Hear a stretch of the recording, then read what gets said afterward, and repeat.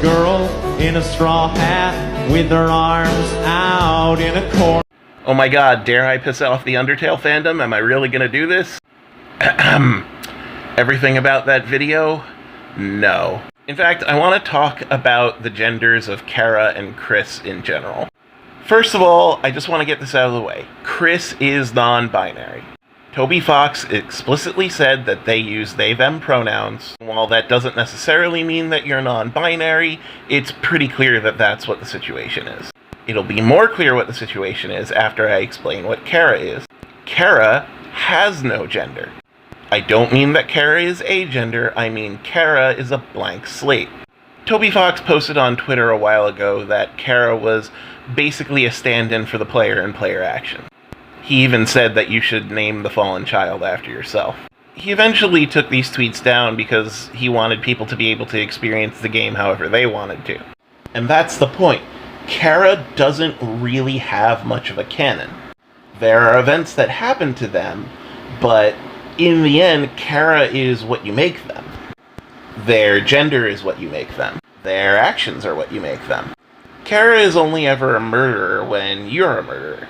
Chara's gender is explicitly ambiguous, so you can see yourself in that character. Chara itself is even a placeholder name. It's a null name that is used for name variables every so often.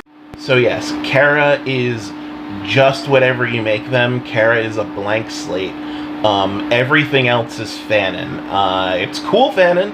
I mean, who doesn't like to see children stabbing people? But it's fanon. Now, people use this to argue that Kris is supposed to be the same way. But the themes of Deltarune are very different from the themes of Undertale.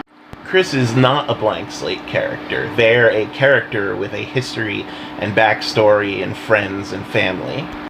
They're very explicitly kind of being invaded by you and your actions. So when they/them pronouns are used for Kris, it's to establish an identity that's been there far before you got there. You could argue that both Frisk and Chara only had a limited time with monsters, and so if they were referred to by they/them, it was used ambiguously because they didn't know a lot about humans. Kris has a huge history in their town. Everyone knows them, so it's not going to be that they don't know their gender. But aside from all this, the characters are just playing two different roles. Chara was a player stand-in, Kris is not a player stand-in. I like the Undertale and Deltarune fandom, but y'all really have to realize the barrier between fanon and canon. There's nothing wrong with fanon, but don't separate the two and you're gonna step on someone else's reading.